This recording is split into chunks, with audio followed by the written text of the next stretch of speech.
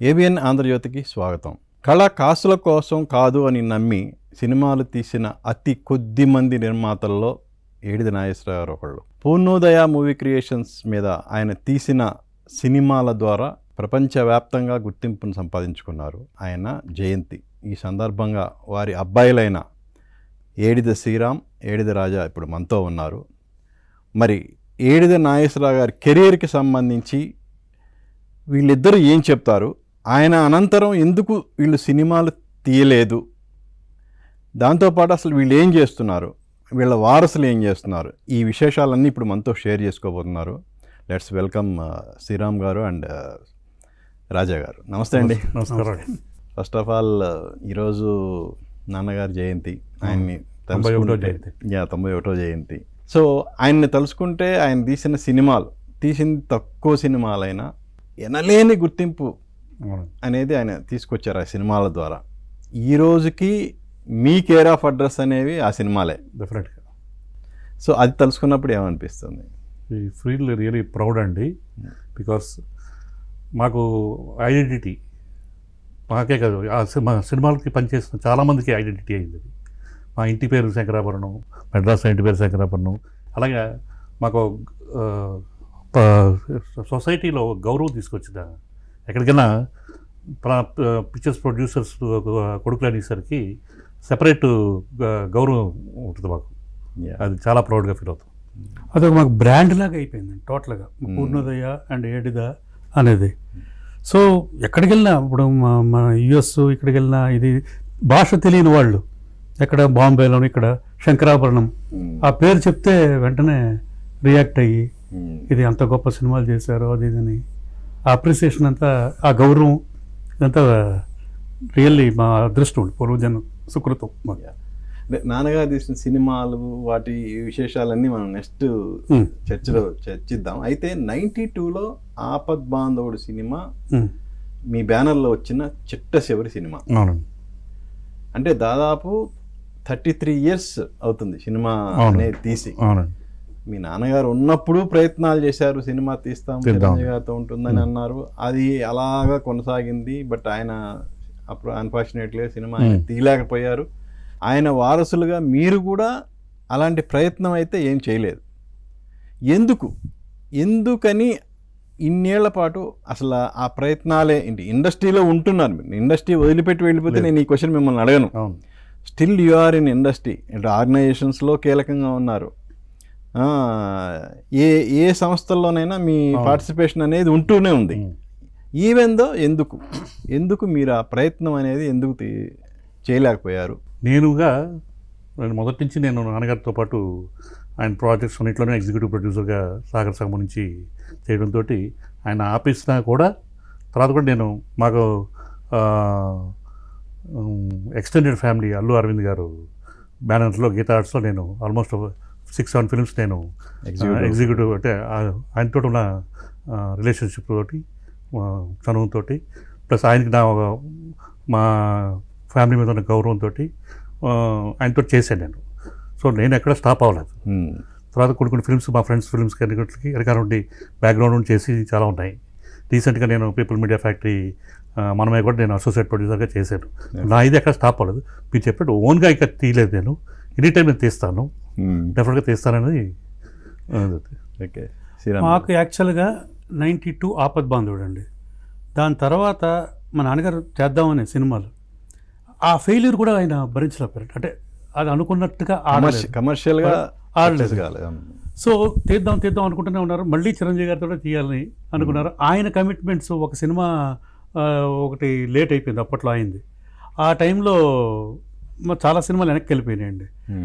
అలాగా కొంచెం అలా డిలే అయ్యి అలాగా డైల్యూట్ అయిపోయిందండి. నాన్నగారు ఇంట్రెస్ట్ అంటే ఇది కూడా మారిపోయింది ఇండస్ట్రీ కూడా. అప్పుడు ప్లస్ అప్పుడు చిరంజీవి గారు కూడా గ్యాప్ తీసుకున్నారు. డిఫరెంట్ టైప్ ఆఫ్ క్యారెక్టర్స్లోకి వెళ్దామని గ్యాప్ తీసుకున్నారు. ఆ గ్యాప్ రావడం కూడా అప్పుడు మేమందరం ఆయన డేట్స్ కోసం స్టోరీస్ వినిపించి ఆ టైంలో ఆ గ్యాప్ రావడం మళ్ళీ ఆయన హిట్లర్ తోటి ఇంకో ఇన్నింగ్స్ లాగా ఆల్మోస్ట్ మొదలుపెట్టారు. కొంచెం ఒక పెద్ద మనిషి పెద్ద తరహా క్యారెక్టర్ ఎక్కువ చేయడం మొదలుపెట్టారు. సో ఈ లోపల చేంజెస్ ఇన్ ద ఇండస్ట్రీ కూడా చాలా వచ్చినాయి. చాలా వచ్చేసింది. ప్రొడ్యూసర్స్ ఉన్న ఇంపార్టెన్స్ తగ్గడాలు అన్ని కూడా తగ్గింది. అది మీ బ్యానర్లో సినిమా అంటే A to Z క్షుణ్ణంగా నాన్నగారు డెఫినెట్ హస్తం అనేది ఉంది. అయ్యో సబ్జెక్ట్ సెలక్షన్ దగ్గర నుంచి ఉంది. Yes. అంటే మీరు అన్నట్టు ఆయన తర్వాత మా ఇంటర్వ్యూలో కూడా కొన్ని సందర్భాల్లో చెప్పారు, ఇప్పుడు మనం సినిమాలు తీసే పరిస్థితుల్లో లేదు, అసలు మన కంట్రోల్లోనే లేదు అన్నారు. అదే అండి, ప్రొడ్యూసర్ అంటే ఒక గౌరవం లేదని కొంచెం వాల్యూ ఉండేది ఇదంతా. అది ఎక్కడ చిరంజీవి గారు ఆ రేంజ్ లో అంతా బాగుండేదండి. తర్వాత డైల్యూట్ అయిపోయిందండి అది. సో అదే మేజర్ అది. అండ్ ప్రొడక్షన్ చేంజెస్ ఇక్కడ పబ్లిక్ దీంట్లోనే అన్ని చేంజెస్ ఇవన్నీ చూసి మనం ఇక్కడతోటి గౌరవంగా తప్పుకుంటే బెటర్ అన్నది పాజ్ ఇచ్చారు అనమాట. ఇది ఇక్కడ నేనంటారా, నేను ఆర్టిస్ట్గా అప్పుడే షైన్ అవుతున్నాను టోటల్గా. అన్ఎక్స్పెక్టెడ్గా ఆర్టిస్ట్ అయ్యాను. ఆర్టిస్ట్గా టీవీలో బిజీ అయిపోయాడు టోటల్గా. అన్ఎక్స్పెక్టెడ్ గా ఎక్స్పెక్టెడ్ గానే శంకరాభరణం నుంచి చేసేడు తను. సీతాకోకల చిలుకలో మంచి క్యారెక్టర్ అండి. విశ్వనాథ్ గారు చాలా హీరోకి ప్రొవోక్ చేసే క్యారెక్టర్ అండి స్వాతిముత్యంలో. అది అలాగా మంచి క్యారెక్టర్ చేసాడు. తమిళ్లో మంచి చేసాడు, తమిళ్లో కూడా హీరోగా చేసాడు ఇవన్నీ కూడా. సో హీరో చేశానండి ఇది. అండ్ అవన్నీ బాగా అండి చాలా. ఆ టైంలోనే తమిళ్ సీరియల్స్, దాని తర్వాత తెలుగు సీరియల్స్ రోజుకి 3 షిఫ్ట్లు చేసినవి కూడా ఉన్నాయండి రోజులు. మిమ్మల్ని అప్పట్లో టీవీ రాజేంద్ర ప్రసాద్ అనేవాళ్ళు. అవునండి, అది ఎక్కువ ఇది ఉండేది నాకు ఆ ట్యాగ్. ఇది అంటే మా అన్నయ్య రాజేంద్ర ప్రసాద్, నాకు అన్నయ్య అన్నదమ్ముల్లాగే మేము బిహేవ్ చేస్తాం ఎప్పుడు, ఎరా తమ్ముడు ఇదని ఇలాగా. అలాగే మేము అనుకోకుండా మేము ఇద్దరం ఈ శ్రీమంతుడు సినిమాలో అన్నదమ్ములుగా మాకు అవకాశం రావడం నిజంగా అది నాకు మంచి ఆపర్చునిటీ. అవును, శ్రీమంతుడిలో మంచి క్యారెక్టర్ పడింది కదా, మంచి గుర్తింపు వచ్చింది. ఎందుకని ఆ తర్వాత ఆ స్థాయి క్యారెక్టర్లు అనేది ఎందుకు మీకు రాలేదు? కరెక్ట్గా అదే టైంలో ఒక 3-4 months తర్వాత మా నాన్నగారు ఎక్స్పైర్ అయ్యారండి. ఓకే, అప్పుడు కంటిన్యూస్గా సినిమాలు రావడాలు ఇవన్నీ కూడా వచ్చినాయి, మాకు మంచి ఆఫర్లు కూడా అయ్యాయి. ఆ దీంట్లో పడిపోయి టోటల్గా కొంతకాలం కొంచెం గ్యాప్ వచ్చింది. అప్పుడే ఇది చాలా మంచి ఆఫర్లు వచ్చినాయి, అప్పుడు అయినా చేయలేకపోయానండి అప్పుడు. ఇది ఆ గ్యాప్ అలాగే వచ్చింది. నేను మళ్ళీ వేరే బిజినెస్లో ఎంటర్ అవ్వడం, సో అలా గ్యాప్ పెరిగిపోయింది. బట్ ప్రొడక్షన్ అనేది ఎప్పటికైనా చేస్తాం. మధ్యలో ఒకటి చేసాం చిన్నది ట్రయల్గా, మా అమ్మాయి దాని గురించి నేను ప్రస్తావిస్తాను. రాజా గారు, మీరు అటు FNCCలో కానీ కొంచెం కీలకమైన బాధ్యతలే మీరు ఉన్నారు. అవునండి. అలాగే మీ ఫ్రెండ్స్ సర్కిల్స్లో మీరు అన్నారు, వాళ్ళకి సినిమాకి సంబంధించిన బాధ్యతలన్నీ నేనే తీసుకొని చేశాను. ఇలా చేసేటప్పుడు అరే మా నాన్నగారి బ్యానరు మనకి అంత గుర్తింపు ఉంది, మనం ఇప్పుడు వీళ్ళకి చేస్తున్నాం కదా, ఇది మనమే ఎందుకు చేసుకోకూడదు అనే ఆలోచన ఎప్పుడన్నా వచ్చిందా? అంటే ఒకటండి, నేను చేసుకోవాలంటే ఉందండి డెఫినెట్గా, కానీ ఆ బ్యానర్లో చేయాలని మాత్రం నాకు లేదండి. ఎందుకంటే ఆ బ్యానర్ని అలాగే ఉంచేద్దాం అనేది నా ఫీలింగ్ అండి. దానికి ఒక సువర్ణాక్షరాలతో తెలుగు చలనచిత్ర పరిశ్రమ పుస్తకానికి సువర్ణాక్షరాలతో లిఖించిన విజయవాహిని సంస్థలు, అలాగే కొన్ని పెద్ద సంస్థలకి అప్పట్లో వాటితోటి ఈక్వల్గా ఉన్న సంస్థ నాకు ఉండిపోవాలనేది నా ఇది. దాన్ని మళ్ళీ డైల్యూట్ చేయకూడదని చిన్నది. నిజంగా దానికి తగ్గ సబ్జెక్ట్ ఏమైనా మంచిది తగ్గ ప్రాజెక్ట్ వస్తే చేస్తారండి. అంటే నిజమే యాక్చువల్గా మీరు అన్నది కూడా. ఎందుకంటే దానికి బెస్ట్ ఎగ్జాంపులే చిరంజీవి గారు పెద్ద కమర్షియల్ హీరో ఆ టైంలో. అవును. ఇప్పుడు ఆయన కాల్ షీట్లు ఇస్తే ఎవరైనా ఒక సూపర్ డూపర్ కమర్షియల్ సినిమా చేసుకొని దాన్ని క్యాష్ చేసుకోవాలనేది ఏ నిర్మాత అయినా చేసే పని. బట్ వేరే నాగేశ్వరరావు గారు అలా ఆలోచించలేదు. చిరంజీవి డేట్లు ఇచ్చినా కూడా ఆయనకి నటుడిగా పేరు తేవాలి, సంస్థ పేరు నిలవాలని అటు స్వయం కృషి కానీ ఇటు ఆపద్బాంధవుడు కానీ ఒక సబ్జెక్ట్ ఓరియంటెడ్ సినిమాలతోనే వెళ్ళారు. కానీ అప్పుడు ఎప్పుడన్నా ఇంట్లో డిస్కషన్ జరిగిందా, అరే చిరంజీవి గారు డేట్లు ఇచ్చారు కదా మనం ఎందుకు కమర్షియల్గా వెళ్ళకూడదని ఎప్పుడన్నా? ఎప్పుడు. ఎందుకంటే మేమందరం కూడా ఆయన దీంట్లో పెరిగిన వాళ్ళం. మేము ఆల్మోస్ట్ ఆయన టేస్ట్ తగ్గ సినిమాలే మేము కూడా చూసేవాళ్ళం బయట కూడా. అంటే రెగ్యులర్ సినిమాల కన్నా కూడా మేము అంటే చిన్న డిస్కషన్స్ ఇంట్లో ప్రొజెక్షన్స్ అన్నీ అయిపోయాక రీ రికార్డింగ్కి వెళ్ళి ముందు ఇంట్లో ప్రొజెక్షన్స్ అయిపోయాక డిస్కషన్ పెట్టుకుని ఆల్మోస్ట్ వార్ రూమ్ లాగా ఉండేది మా ఇంట్లో. ఎప్పుడు తీసేస్తే బెటర్, ట్రిమ్మింగ్ చేస్తే బాగుంటుంది, లేదా పాత యాడ్ చేస్తే బాగుంటుంది. ఇవన్నీ దాని గారు మా అందరి దగ్గర ఫీడ్బ్యాక్ తీసుకుని డైరెక్టర్ గారి దగ్గర ప్రజెంట్ చేసేవారు అనమాట. దాన్ని బట్టి ఆయన ఆలోచించారు ఎలా చేస్తే బెటర్ అనేది. సో చాలా హెల్దీగా ఉండేదండి.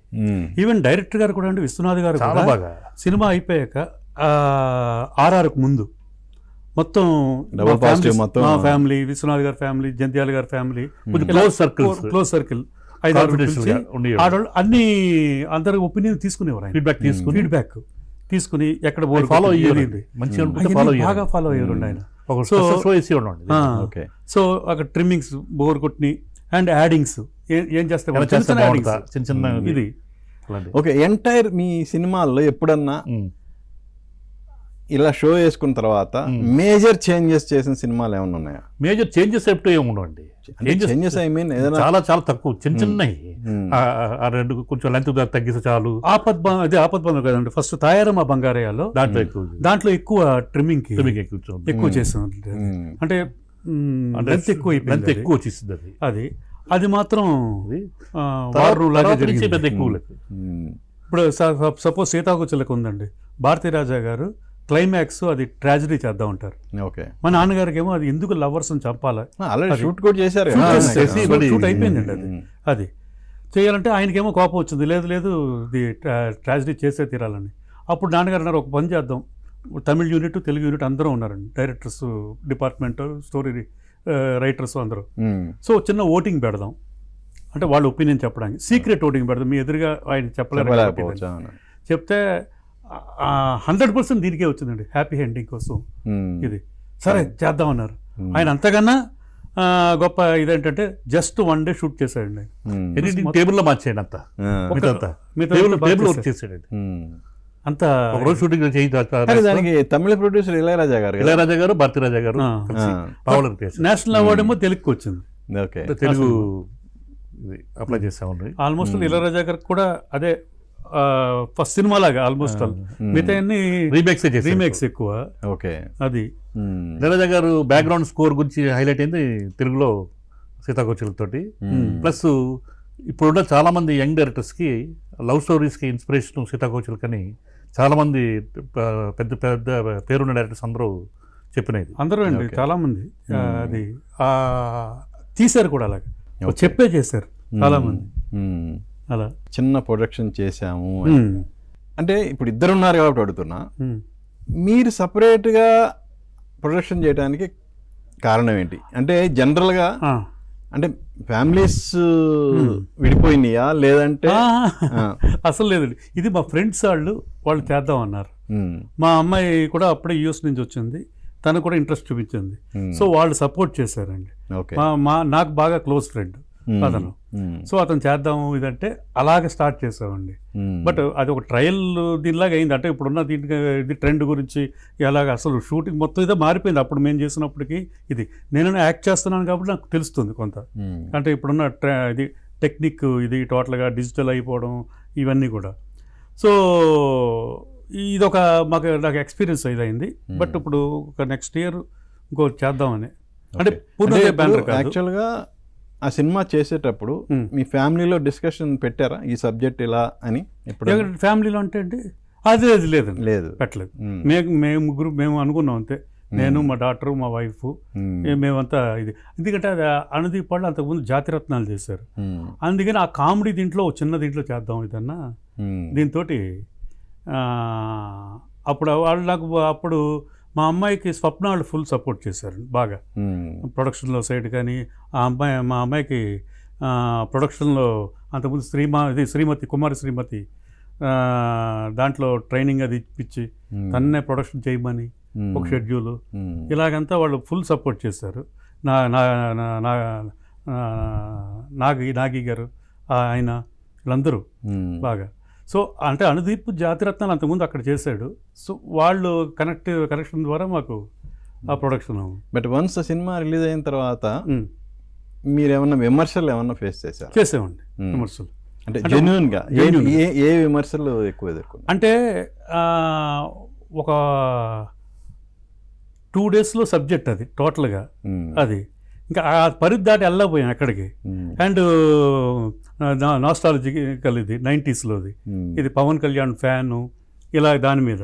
సో ఇక ఒకే చోట ఒకే దీంట్లో తీయవలసి వచ్చింది. దీనికి వేరేగా అంటే కొంచెం 5-6 రోజులు గ్యాప్ సబ్జెక్టు అలా ఉన్నా కూడా కొంచెం ఒక ఇది ఉంటుంది, మొనాట్ని అయిపోయిందేమో అన్న ఇది అది యాక్చువల్గా సినిమా చూసి ఫోన్ చేసి మిమ్మల్ని క్వశ్చన్ చేసిన వాళ్ళు నేను మీరు ఉన్నారు, మీరు గుర్తు బాగా. అంటే పూర్ణోదయ నుంచి ఇలాంటి సినిమా మేము ఎక్స్పెక్ట్ చేయలేదు. పూర్ణోదయాన్ని పెట్టలేదు అది, అందుకనే ఫ్రమ్ ద హౌస్ ఆఫ్ పూర్ణోదయాన్ని పెట్టాం. అది ఏదన్నా కానీ పూర్ణోదయ అనేది వస్తుంది అంటే ఆ ఫ్యామిలీ నుంచి వచ్చింది, ఆ ఫ్యామిలీ నుంచి వచ్చింది. అంటే ఇంత గ్యాప్ తర్వాత తీస్తున్నారంటే జనరల్ గా ఎక్స్పెక్టేషన్ అనేది ఉంటుంది కదా, అంటే ఆ చిన్న కేర్ ఎందుకు తీసుకోలేకపోయారనేది బాగా వచ్చింది. మేము ఇంకా ఈ అవుట్ అండ్ అవుట్ కామెడీ దీనికోసం వెళ్ళిపోయాం. అది ఆ సబ్జెక్ట్ చిన్న బడ్జెట్ చిన్న దీంతో అలా చేసేద్దాం ఇదని ఒక ఇది డేట్స్ ఇవన్నీ, అంటే అతను అనుదీప్ సబ్జెక్ట్ ఇది ఇవ్వడం ఇవన్నీ, సో మిస్ఫైర్ అయింది.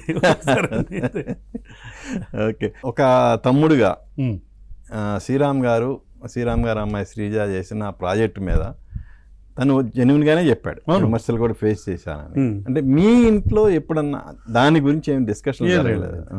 ట్రయల్ చేశారు పాపం, ఒకసారి అన్ని సక్సెస్ అవ్వాలని కూడా మిస్ఫైర్ అయింది, అవుతుంటాయండి. ఎంత పెద్ద ప్రొడ్యూసర్స్ అయినా మిస్ఫైర్ అనేది అవుతుంటే ఒకసారి తప్పదు. అది రీజన్ అన్ని సూపర్ హిట్స్ ఇచ్చేయాలని చెప్పి ఎవరు అనుకోలేరు, చేయలేరు కూడా అలాగా. అవును, మీ అమ్మాయి జీవని ఏమో ఫ్యాషన్ టెక్నాలజీ, ఫ్యాషన్ డిజైనర్. మీరు ఇంటర్వ్యూ చేస్తుంటారు లాంగ్ బ్యాక్. ఏం చేస్తుంది తన అదే అండి, ఆ ఫీల్డ్లోనే బాగా షైన్ అయ్యిందండి. 7 years నుంచి 8 years నుంచి అయింది. ఒక షాప్ పెట్టిందండి, మళ్ళీ కొత్తగా ఎక్స్పాండ్ చేసిందండి. మళ్ళీ she's doing very very excellent business అండి. ఇప్పుడు సినిమా కంటే అదే బెటర్ అనుకున్నా, సినిమాకి రాలేదు ఇప్పుడు, నుంచి రాలేదు. రెండో పాప ఏమో డిజ్నీ హాట్స్టార్లో చేసింది, తర్వాత ఆహాలో చేసింది. షీఈస్ ఇంటూ మేఘనా. తను ఏమో కొంచెం క్రియేటివ్ సైడ్, కొంచెం క్రియేటివ్ హెడ్గానే చేసింది అక్కడ డిజ్నీ హాట్స్టార్లో. ఓకే, సో తర్వాత ఆహాలోకి మారింది. మళ్ళీ షీఈస్ ప్లానింగ్ సంథింగ్ ఇంకా బెటర్గా ఏదో ప్లాన్ చేద్దాం. నేను ఏదో ప్లాన్ చేస్తున్నా కూడా నేను టేకర్ ఇవన్నీ తీసుకుంటుంటాను, ఇన్పుట్సే తీసుకుంటుంటాను దాని నుంచి. ఇప్పుడు విమెన్ ప్రొడక్షన్లోకి వచ్చిన తర్వాత అండి చాలా బాగుందండి. అంటే మెన్ దీనికన్నా కూడా అంటే వాళ్ళు ఫుల్ ఎఫర్ట్ పెట్టేస్తున్నారు, వాళ్ళకి ప్లానింగ్ కానీ ఇప్పుడున్న ట్రెండ్కి కానీ అన్నీ టోటల్గా. ఇంతకుముందు ఆడవాళ్ళు సినిమా ఫీల్డ్కి రావాలంటే భయపడేవారు, ఇప్పుడు ఎంత బాగుందండి, ఇప్పుడు ఎంత బాగుంది. ఇప్పుడు ఇది అసలు అప్పట్లో కూడా ఏమీ ఇది లేదు, భయపడేవారు అందరూ. ఇప్పుడు ధైర్యంగా వస్తారు, ఎడ్యుకేటెడ్ అంటే తప్పని భావన ఉండేది అప్పట్లో. ఇప్పుడు అలా కాదు, అంత ఈక్వల్ గానే కదా. ఇప్పుడు చూడండి, చిరంజీవి గారు అమ్మాయి అశ్వత్ గారు, స్వప్న కానీ వాళ్ళందరూ, మళ్ళీ నాగబాబు గారు అమ్మాయి, ఇది వీళ్ళందరూ ఎంత బాగా చేస్తున్నారు ప్రొడక్షన్స్. అది చాలా ప్లానింగ్ ఇదంతా కూడా టెక్నికల్ టీమ్ లో కూడా చాలా మంది లేడీస్ ఇప్పుడు డైరెక్షన్ డిపార్ట్మెంట్ కానీ కెమెరా అప్పుడు వచ్చేవారు కాదు ఎవరు. చాలా సినిమా భయం. కెమెరా ఉమెన్ గా అప్పుడు సుహాసిని గారు వస్తే అప్పట్లో గొప్ప ఒకలా చెప్పుకునేవారు అప్పట్లో. అవును, సుహాసిని గారు ఆవిడ. ఇద్దరు బ్రదర్సే ఎప్పుడు మాకు ఫ్రంట్ లో కనపడుతున్నారు. మూడో బ్రదర్ గురించి ఎక్కడ ఎప్పుడు ఎలాంటి ప్రస్తావన ఉండదు. ఫీల్డ్ కి కొంచెం దూరం అండి, తన ఎక్కువ తన షేర్స్ అని రియల్ ఎస్టేట్ తన ఇది వేరే బిజినెస్ లు, అది సినిమాకి కొంచెం దూరంగానే ఉంటాడు. ఇప్పుడు మా ప్రొడక్షన్ అప్పుడు కూడా ఎలా మీ ఫ్యామిలీస్ అన్ని yearly once get together almost every week. ఇవాళ కూడా ఇప్పుడు కూడా మా ఇంట్లో మా మదర్ కూర్చుని అందరం ఇవాళ ఇప్పుడు నాన్నగారు పుట్టినరోజు ఇదని జయంతి అని డైలీ ఆల్మోస్ట్ కలుస్తుంటాం మా మదర్ ని. ఇది వీక్లీ వన్స్. నేను మా మదర్ కింద ఒకే అట్లా ఉంటాం, తను పక్కన అందరూ.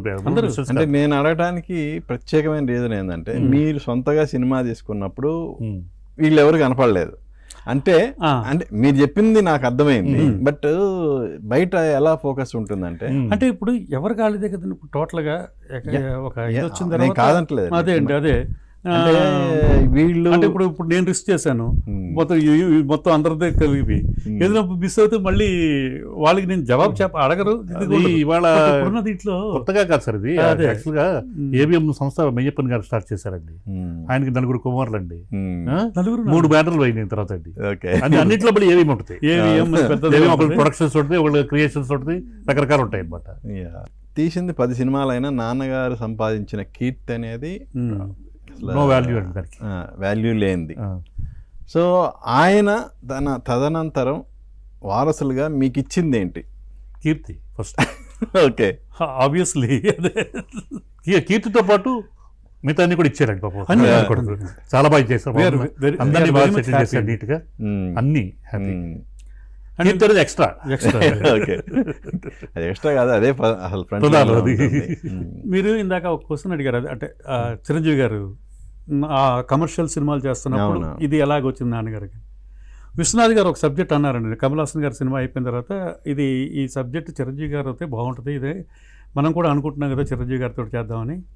అంటే నాన్నగారు అన్నారు, అయితే చిరంజీవి గారికి వినిపిద్దాం ఇదని. లేదు ఆయన ఒప్పుకుంటాడో లేదో, చెప్పులు కుట్టే క్యారెక్టర్ అంటే లేదు వినిపిద్దాం, ఆయనకి మంచి అయితే డెఫినెట్గా చేస్తాడు, చేయాలని ఉందని.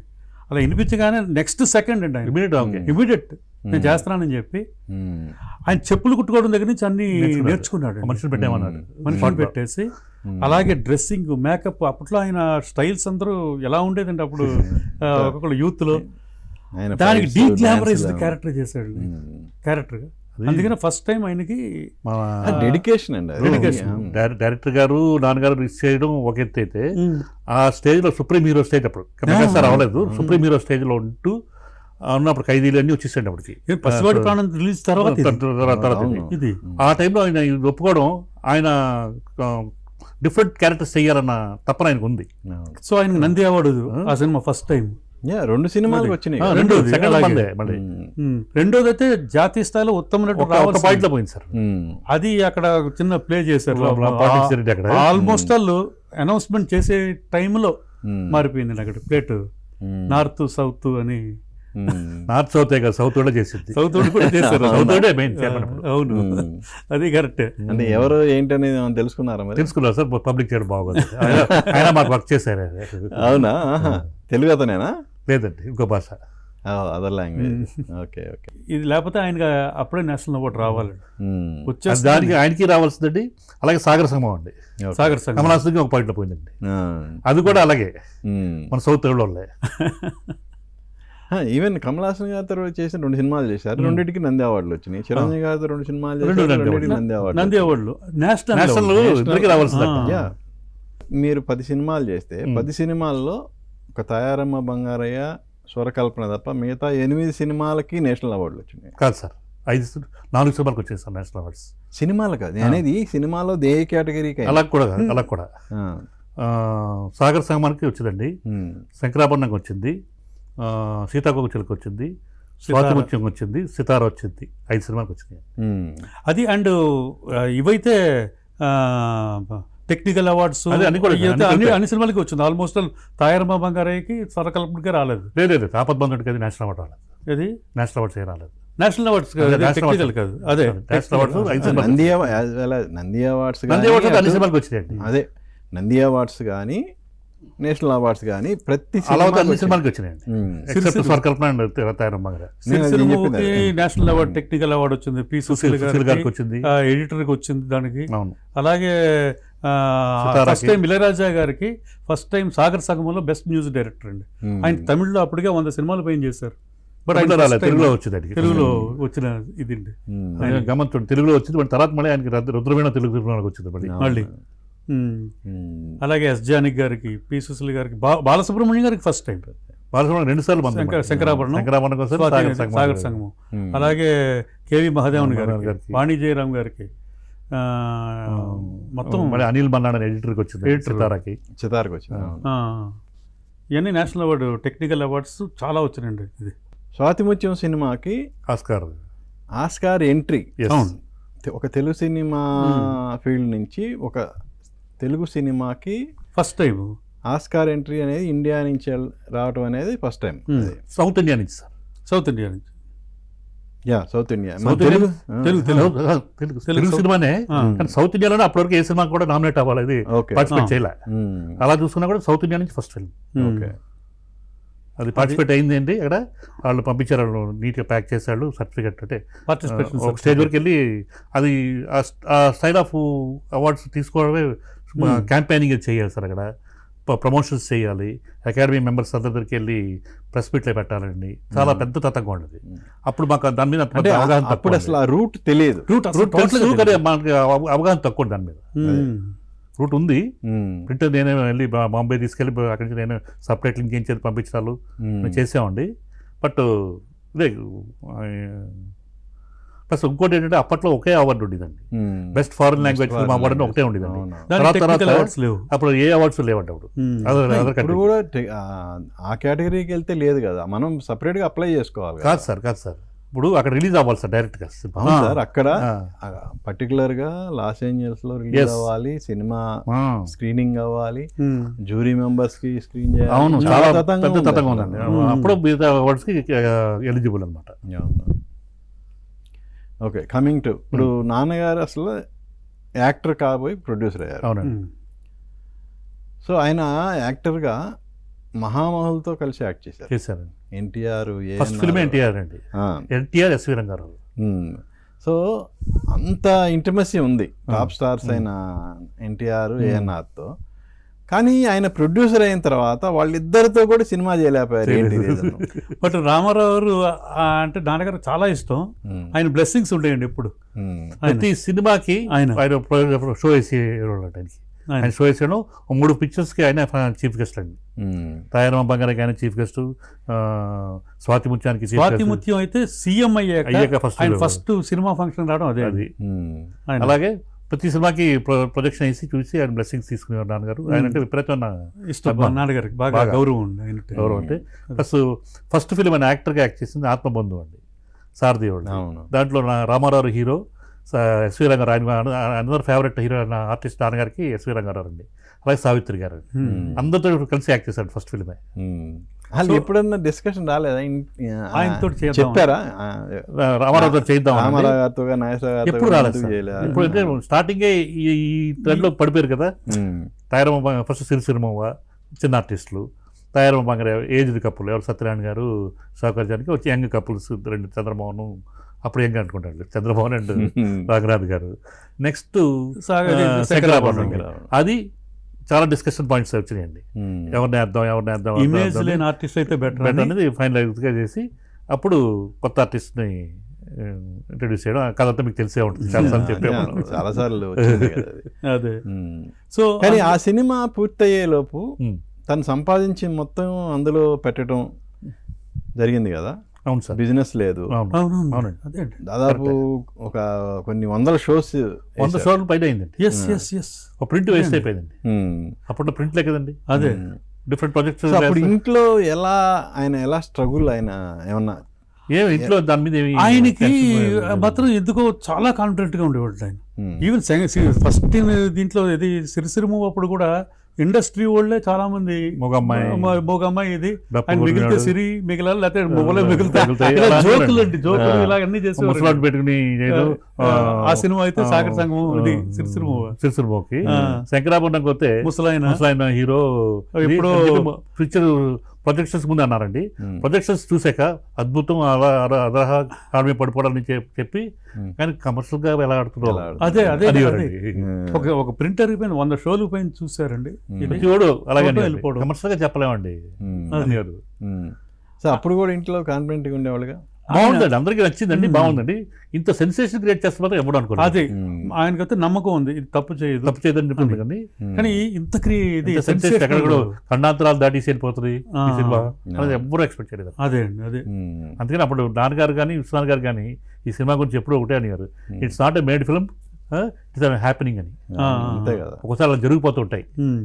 ఎందుకంటే అసలు ఆ సినిమా రిలీజ్ అయిన తర్వాత సంగీతాన్ని మర్చిపోయిన వాళ్ళు కూడా మళ్ళా సంగీతం మీద ఆసక్తి పెంచుకొని క్లాసులకి వెళ్ళి సంగీతం నేర్చుకున్న సంఘటనలు కోకొల్లలు. అవునండి, ఎందుకంటే మ్యూజిక్ టీచర్స్ అండి వాళ్ళకి మా అందరికి ఉపాధి కలిగించారు అని లెటర్స్ వాళ్ళందరూ సత్కరించారు. ఒక విజయనగరంలోనే ఎక్కడో నాన్నగారిని విశ్వనాథ్ గారిని ఇన్వైట్ చేసి వాళ్ళందరూ, అలాగే సాగర్ సంఘం ఉన్నప్పుడు డాన్స్ మాస్టర్లు మగవాళ్ళందరూ అయిపోయినప్పుడు అది. సో వాళ్ళందరూ బాగా మాకు మళ్ళీ జీవనోపాధి అసలు మర్చిపోయారు అసలు టోటల్గా. ఆడవాళ్ళు కూడా చాలా తక్కువ అయిపోయారు. ఇది అప్పుడు క్లాసికల్ డాన్సులు అవును. నేర్చుకునేవాళ్ళు. మ్మ్. ఈ సినిమా తర్వాత మాకు మంచి బతుకు తెరువు మ్మ్. కలిగింది ఇది అన్నట్టుగా. వాళ్ళు సత్కారాలు చేశారు, వాళ్ళు డ్యాన్స్ మాస్టర్ అసోసియేషన్ అందరూ. తెలుగు వాళ్ళు నేర్చుకోవడం వ్యక్తి అండి. మలయాళంలో సూపర్ హిట్ అయ్యాక మలయాళంలో వచ్చేసి వాళ్ళు వచ్చి రాని భాషలో పాటలు పాడేసేవారు వాళ్ళు. మ్మ్. అసలు అది పెద్ద తమిళ వాళ్ళు అందరూ కాదు. శంకరానాథ శ్రీరపరావు అయితే ఇంకా అదొకటి ఓంకారనాథాను ఈ పాటలు అయితే ఇంకా వచ్చి రాని మన తెలుగు వాళ్ళకే సరిగ్గా పలకండి ఆ పాటలు. వాళ్ళు పాపం ఆతృత దాని మీద అభిమానం ఏంటో అలా పాడించాడు మా ఇంటి బదరికి వచ్చి. మ్మ్. మేము దాని గురించి సపరేట్గా మాట్లాడితే మీకు 2-3 ఎపిసోడ్స్ కావాలండి. అవునా? అన్ని జరిగినాయండి, ఇన్సిడెంట్స్ అన్ని లైవ్ చూసామండి మేము. వీఆర్ సో లక్కీ ఇవన్నీ చూసాం, చూశారు. అనిపించాం. అది ఈవెన్ యూఎస్ లో కూడా ఫస్ట్ celebrations ఫిల్మ్ అనేవి. స్ట్రైట్ రిలీజ్ ఫస్ట్ ఫిల్మ్ అయితే. ఫస్ట్ 35mm ఇప్పుడంటే ఫ్యాన్ ఇండియా అంటున్నారు కానీ యాక్చువల్గా అది పాన్ ఇండియా అండి.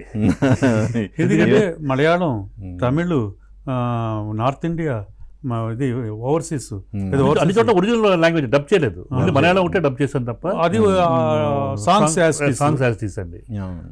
తమిళనాడులో అయితే సత్యం థియేటర్ అంటే పెద్ద గొడవను థియేటర్ అండి. అక్కడ 25 weeks తెలుగు ఫిల్మ్ డైరెక్ట్గా ఆడిందండి. 3 shows. సో అది వండర్స్. అసలు దాని గురించి అదే చెప్తా కదా మీకు. థ్యాంక్స్ చెప్పాలి, మళ్ళీ జ్ఞాపకం చేశారు మాకు. ఇప్పుడు ఫస్ట్ 2 సినిమాలకి నాన్నగారు సిరిసిరిమ కానీ, ఆ తర్వాత తయారమ్మ గారే కానీ, ఆకాశం శ్రీరాములు గారు ఉన్నారండి.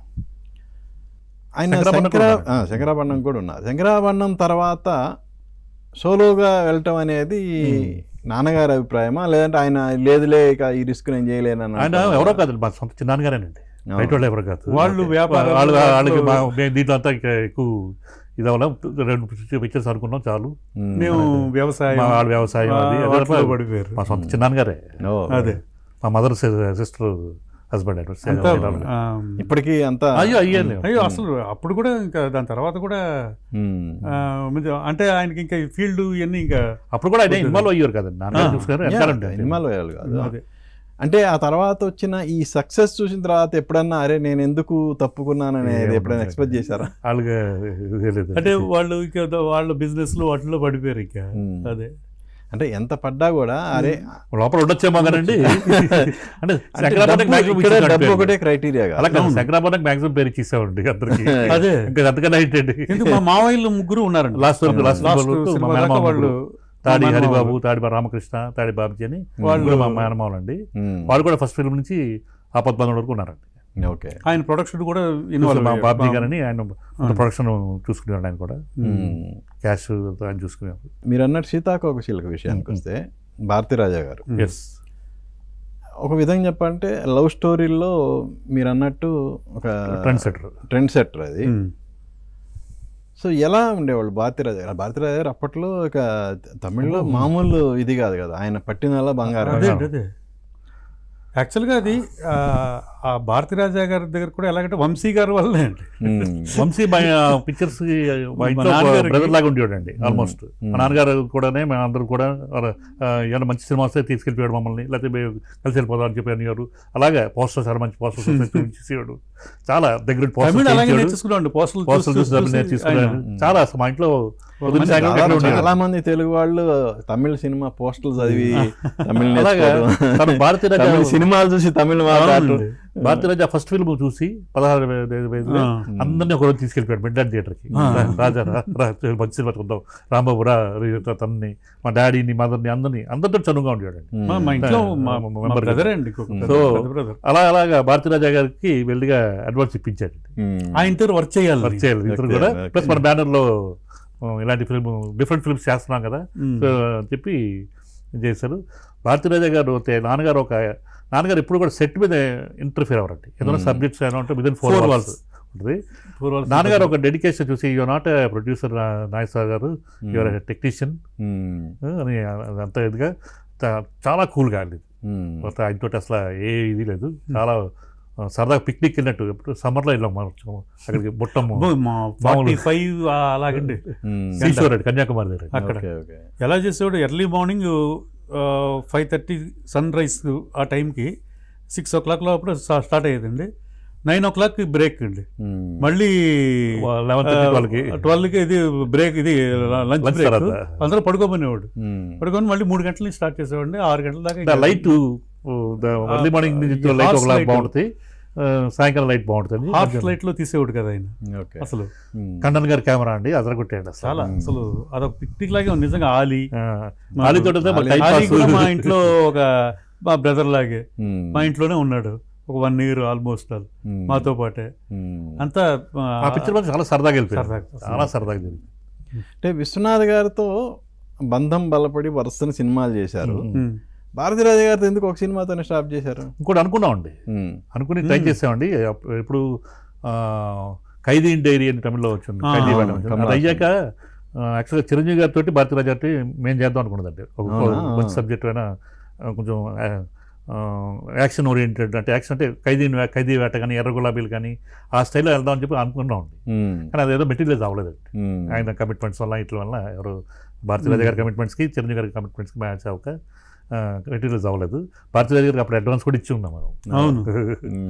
సో అది అవ్వలేదు. తర్వాత ఆరాధన అని చెప్పి ఇంకో ప్రొడ్యూసర్స్ గీతా ఆర్ట్స్ చేసేది. నెక్స్ట్ కమల్ హాసన్ గారి విషయానికి వస్తే, 2 సాగర్ సంగమం కానీ అంటే స్వాతిముత్యం కానీ ఒకదాన్ని మించి ఒకటి సూపర్ డూపర్ హిట్లు అయినాయి కదా. ఆయనతో అనుబంధం ఎలా ఉంది? ఇప్పటికీ ఆ అనుబంధం అలాగే ఉందా? ఎలా? ఆయనతోటి మాకు స్టార్టింగ్ నుంచి మంచి ఇదే ఉందండి. ఎందుకంటే స్టార్టింగ్లో కూడా అదే సాగర్ సంగమం యాక్ట్ చేయడానికి కొంచెం ఆయన ఆలోచించారు. ఓల్డ్ గెటప్ 5-6 నెలలు ఆలోచించారు కొంచెం ఓల్డ్ గెటప్ కోసం. ఎందుకంటే ఓల్డ్ గెటప్ ఆల్రెడీ తమిళ్లో ఒక సినిమాలో చేసి ఆయన అప్పుడు గ్లామర్ హీరో, ఒక ఓల్డ్ గెటప్లో ఒక సినిమా చేశాడు, ఒక పార్ట్. అది ఫెయిల్ అండి, సో మిస్ఫైర్ అయింది. ఆయన క్రిటిసిజం కూడా వచ్చింది, ఆయన ఇంకా అప్పుడే ఓల్డ్ ఇది ఏంటి అని. సో దాంతో ఆయన భయపడ్డాడు. బట్ ఆయన కమల్ గారికి ఈ సబ్జెక్ట్ వదులుకోవాలని లేదు. అలాగే నాన్నగారు వీళ్ళందరూ చెప్పిన తర్వాత లాస్ట్లో అట్లాస్ట్ ఆయన తర్వాత విశ్వనాథ్ గారు స్క్రీన్ ప్లే స్టైల్ మార్చారు ఆ పిక్చర్ తోటి. ఒకేసారి మొనాటనస్ గా ఓల్డ్ రాదు, ఒకేసారి యంగ్ రాకుండా స్క్రీన్ ప్లేలో డిఫరెన్స్, అది కొంచెంసేపు ఇది కొంచెంసేపు రాదు, ఆడియన్స్ కూడా మీకు ఇది రాదు అనేసరికి ఆ స్క్రీన్ ప్లే ఎప్పుడైతే ఇలా చెప్పాడో అప్పుడు కొంచెం బాగా కన్విన్స్ అయ్యారు కమల్. కమిట్ అయితే కమల్ హాసన్ గారి గురించి, చిరంజీవి గారి గురించి అదే చెప్పక్కర్లేదు, క్యారెక్టర్లోకి వెళ్ళిపోతారు ఇంకా, అంతే అండి. ఇది మొత్తం ఆ సినిమాలో అయితే ఆయన అప్పటికి మంచి కాస్ట్యూమ్స్ ఇవన్నీ బాంబే ఇవన్నీ ఉండేవి. మొత్తం ప్లాట్ఫామ్ ఎక్కడికి దొరుకుతాయి చెప్పాడు, ఇలా ఇక్కడ కొనండి, పెద్ద షాపులకి వెళ్ళకండి. ఒక చెప్పులు అరిగిపోయిన ఇది ఉంటుంది, అది కూడా అంతే. ఓల్డ్ చెప్పులు ఇదేదో ఉంటే అదేమో ఒక వారం రోజులు వాటర్లో నానబెట్టి చేపను తోమినట్టు తోమించండి. మామూలుగా ఇంట్రెస్ట్ అది.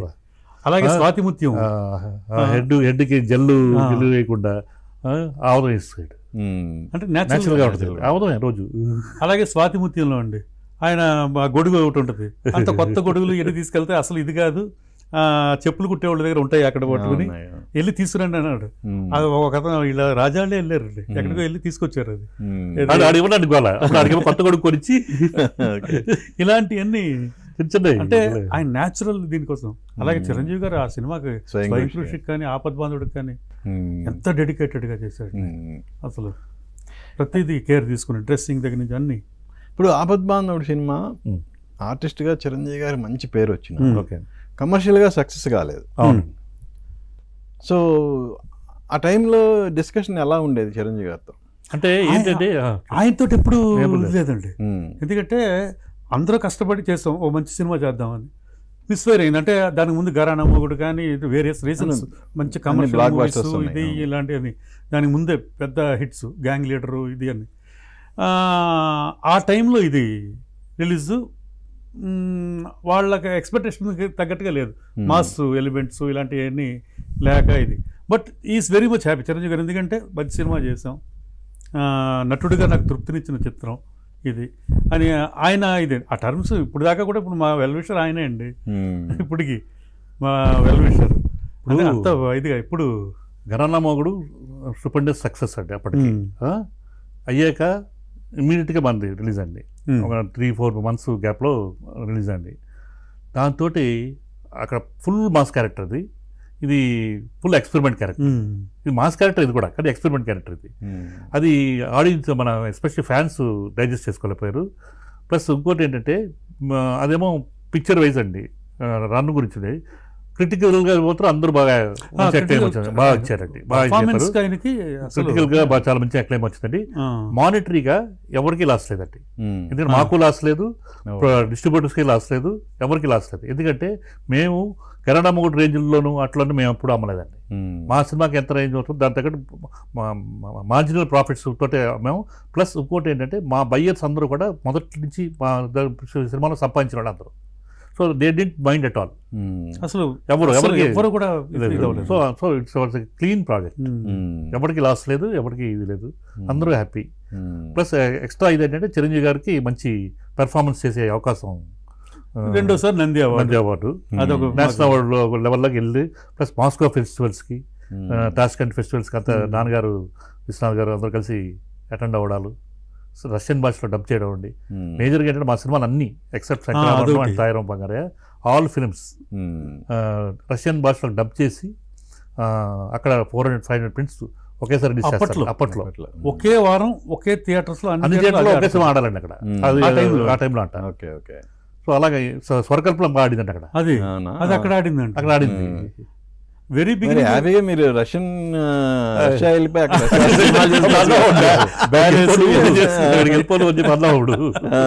రాజ్ కపూర్ గారి సినిమాలు విపరీతం క్రేజ్ అక్కడ. వెళ్ళలేదు సార్ ఫెస్టివల్కి, వెళ్తే అక్కడ అందరూ I'm from India, from the land of Raj Kapoor అని చెప్పి హక్ చేసుకునేవారండి. అంతా ఇదండి రాజ్ కపూర్ అంటే అక్కడ. అప్పట్లో అలా ఉండేది. తెలుగులో సినిమాలు అప్పుడు రష్యాకి ఒక 10 సినిమాలు ఎన్నో వెళ్ళినాయి, అన్ని మనయే మావి కాకుండా చిరంజీవి గారి పసివాడి ప్రాణం మేమే. అంటే మాకు వాళ్ళతో మంచి అసోసియేషన్ ఉండేదండి ఆ టీమ్ తోటి. ఏవిఎం సినిమాలు, కర్తవ్యం ఇవన్నీ మేము పంపించాము. ఇప్పుడు నాకు ఎక్స్పోర్ట్ కంపెనీ కూడా ఉండేదండి అప్పుడు, సతీష్ ఫిల్మ్ ఎక్స్పోర్ట్స్ అని ఉండేది. కొన్ని సినిమాలు అవి కూడా చేసేవాడి. పూర్ణోదయాలో ఫస్ట్ ఫిల్మ్ తాయిరాం మగన్ అండి, లాస్ట్ ఫిల్మ్ ఆపద్ బాంధవుడు. ఈ రెండు తప్ప మధ్యలో అన్నీ చేస్తాయండి. మంచి సబ్జెక్ట్ ఉంది, అన్నీ బాగున్నా కూడా ఆ సినిమా కమర్షియల్ రేంజ్కి వెళ్ళకపోవడానికి ఆపద్ బాంధవుడు అనే ఆ టైటిల్, ఆ సెంటిమెంట్ని ఏమన్నా అనేది ఏమన్నా అంటే మీరేమన్నా ఫేస్ చేశారు? లేదు లేదు, ఎందుకంటే ఆ సినిమాకి యాప్ట్ టైటిల్ అదే అండి, ఆ క్యారెక్టర్ ఆపద్ బాంధవుడు అనే దీంట్లో ఇది రకరకాల. బట్ ఇంకా ఎస్ అనేది వదిలేద్దాం ఫైనల్గా, ఇది యాప్ట్గా ఉంది దాన్ని అట్టగా. దీంట్లో అందరూ ఇనానిమస్గా అనుకుని డైరెక్టర్ గారు, హీరో గారు అందరూ అనుకుని అప్పుడు యూనిట్లో కూడా మొత్తం అందరి తోటి చెప్పి ఆయన స్టార్డమ్ కూడా మంచి టైటిల్ అవుతుంది. మాస్గా చూసుకున్నా కూడా స్టార్డమ్ మంచి టైటిల్ కూడా అవుతుంది. అలా కూడా చూసుకున్నాం. ఇప్పుడు నిజంగా అందరికీ ఆయన ఆపద్ బాంధవుడు చాలా మందికి. ఇండస్ట్రీలో రక్తదానాలు ఏంటి, ఇదేంటి, కోవిడ్ తెలియకుండా చేసి చాలా. అదే ఫ్యూచర్ ప్లాన్స్ ఏంటి? ఫ్యూచర్ ప్లాన్స్, మీ ఫ్యూచర్ ప్లాన్స్కి వచ్చే ముందు మీరు హీరోగా, మీరు ఇందాక అన్నారు రష్యాలో బాగా ఆడింది అన్నారు స్వరకల్పన. అసలు స్వరకల్పన అనేది ఎలా వర్కౌట్ అయింది? యాక్చువల్గా నాకు తెలిసి అంత ముందు మీరు ఒక చిన్న క్యారెక్టర్ చేస్తే మెయిన్ హీరో అనుకున్నాం. నేను హీరో కాదండి అసలు, వేరే ఒక యాంగ్రీ యంగ్ మ్యాన్ రాజశేఖర్ గారితో సినిమా ప్లాన్ చేసి అందులో ఒక మెయిన్ క్యారెక్టర్ మిమ్మల్ని అని అనిపించింది. మలయాళం రీమేక్ అండి అది, చాలా మంచి సబ్జెక్ట్ అది, మ్యూజికల్ సబ్జెక్ట్ అది కూడా. దాంట్లో ఒక 15 minutes ఒక ఎపిసోడ్ అండి, ఫ్లాష్ బ్యాక్. ఆ క్యారెక్టర్ నాకు అనుకున్నారు. అంటే నేను అప్పటికే తమిళ్లో హీరో కూడా చేశానండి, వన్ ఆఫ్ ది హీరో. ఇది సూపర్ హిట్, అది పెద్ద హిట్ అది. దాని తర్వాత అనుకున్నప్పుడు ఆ క్యారెక్టర్ అనుకున్నారండి నన్ను. తర్వాత ఎవరో ఆయనతోటి ఇలాగా మొత్తం అంతా వాళ్ళ అబ్బాయిదే అంట, మీదేం లేదు అని రకరకాల దీంతో చెప్తే అప్పటికి ఎంతో చెప్పారు నాన్నగారు, వినలేదు.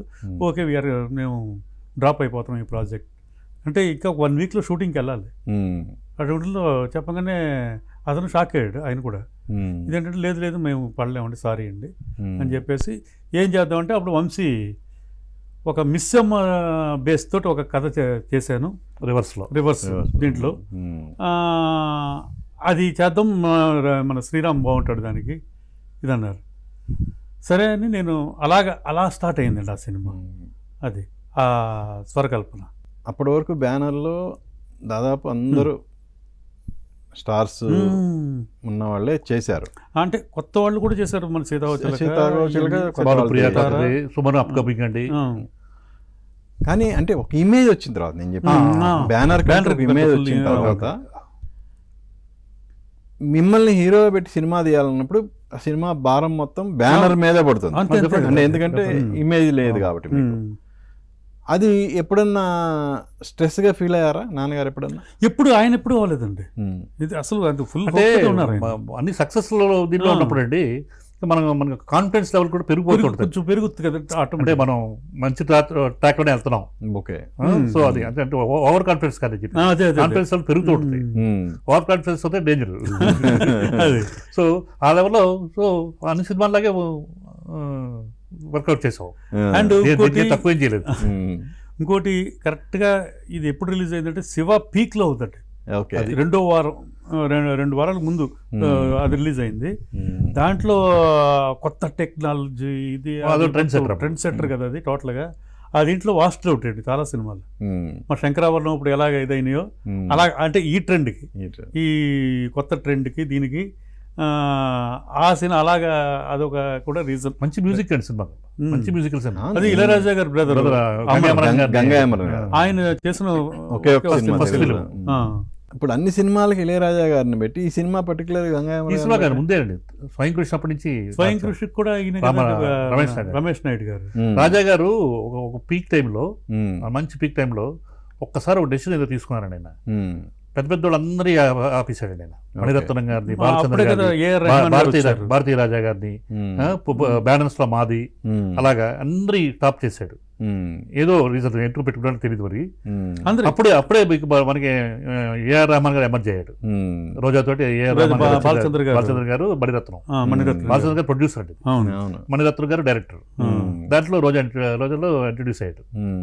అలాగా సో దానివల్ల రమేష్ నాయుడు గారు మాకు మెలోడీ విశ్వనాథ్ గారు స్టైల్ బాగుంటుందని చెప్పి తర్వాత కీరవాణి గారు అప్పుడే ఆయన మంచి మెలోడీస్, గరణమ్మగుడు, సీతారామయ్య గారు మనం అవన్నీ చేస్తారు. సీతారామయ్య గారు మనం మెయిన్ ఇన్స్పైర్ అవడానికి. సో దాని తర్వాత గంగాయమరన్ గారు మధ్యలో. ఓకే. అది సో సినిమా రిలీజ్ అయింది, డిసప్పాయింట్ చేసింది. ఏంటి దానికి అంటే కమర్షియల్గా కంప్లీట్ లాసేగా? కమర్షియల్ లాసే కదా సార్, బాగా కమర్షియల్ ఏ సినిమా లాస్ కదా మాకు నిజంగా. ఎందుకంటే అండి మా దగ్గర 5 లక్షలు కొనుక్కున్న వాడికి ఇలా ₹1 కోటి మిగిలినాయండి మిగతా సినిమా. సో మా family members out sir, distributors కూడా. అంటే మా ఇంట్లో అక్కడే భోజనం చేసేవారు, అలా ఉండేది. వాళ్ళు ఎవరు కూడా కేర్ చేయలేదు, ఎవరు పోయినట్టు. ఇది మాకు మమ్మల్ని ఇచ్చేసారు, ఇంకా ఓదార్చేవారు.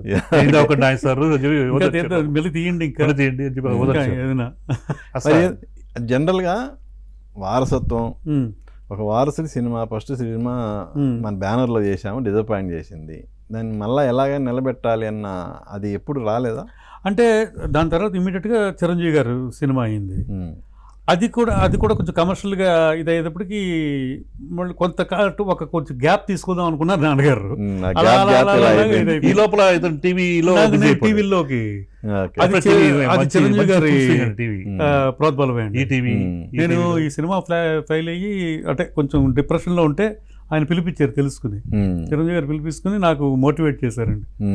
సినిమా ఇదే అని పెట్టుకోవద్దు, టీవీలో శాటిలైట్ కూడా రాబోతుంది అంటే అప్పటికే వస్తుందండి. ఇది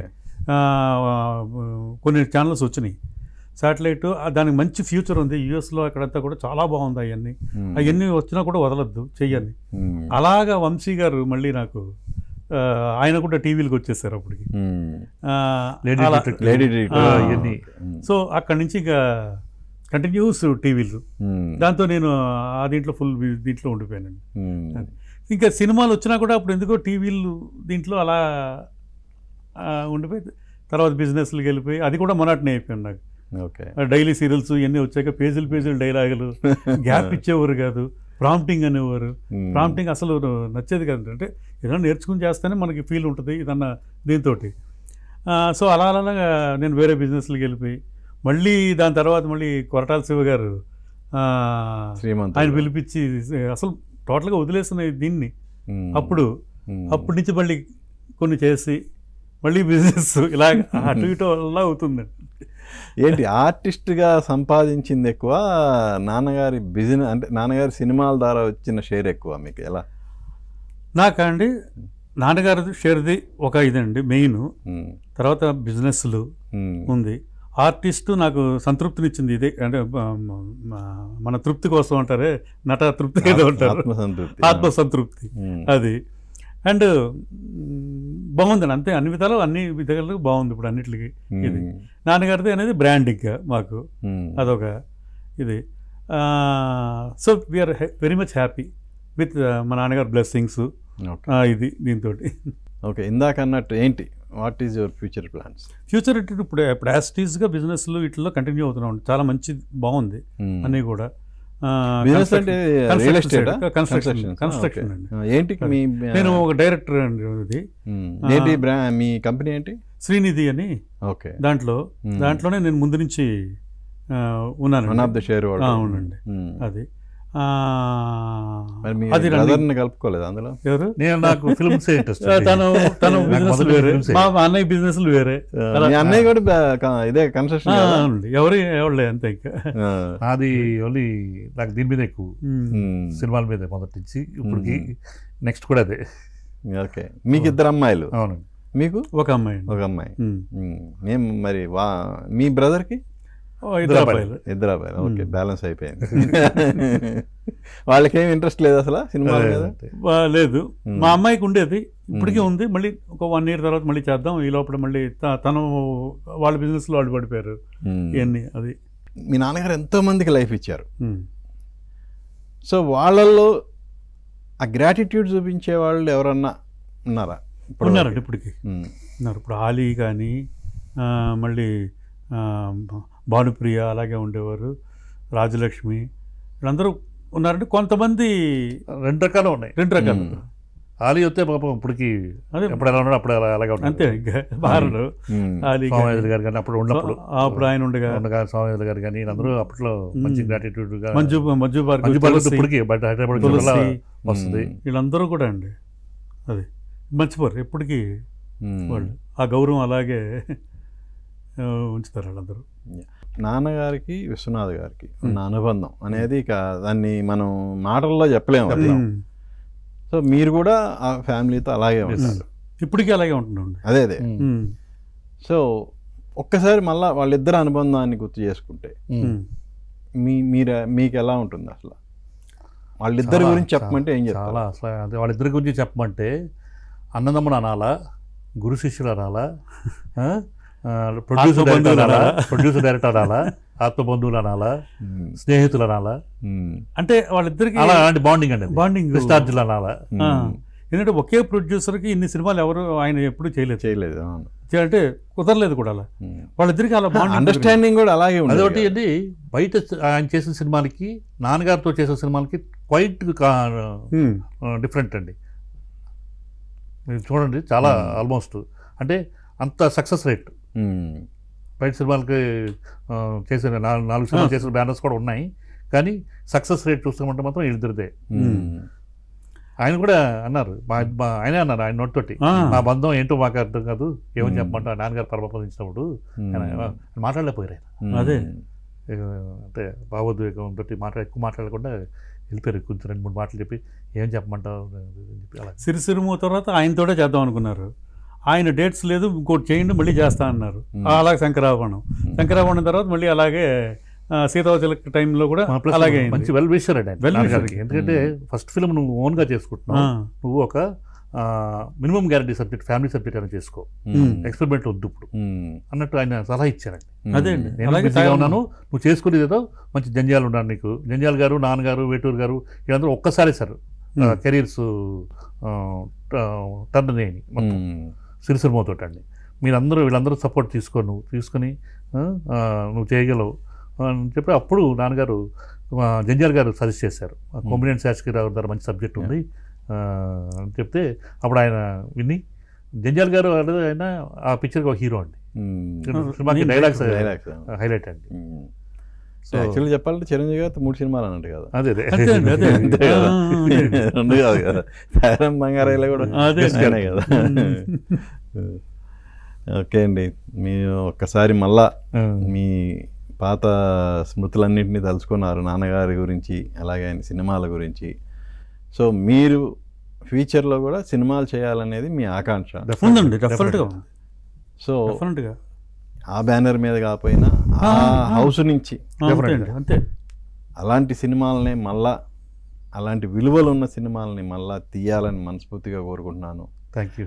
అలాగే మీరు ఆర్టిస్ట్గా గ్యాప్ వచ్చింది. అవునండి, అదే అండి. మళ్ళా ఒక క్యారెక్టర్ శ్రీమంతుడిలో లాంటి క్యారెక్టర్ మళ్ళీ ఒకటి పెడితే ఆటోమేటిక్గా అంతే సెట్ అంతే, అదే అయిపోతుంది. అదే అదే. ఆర్టిస్ట్గా కూడా మీరు బిజీ కావాలని మనస్ఫూర్తిగా కోరుకుంటూ మీ ఇద్దరికి wish you all the best. Thank you very much.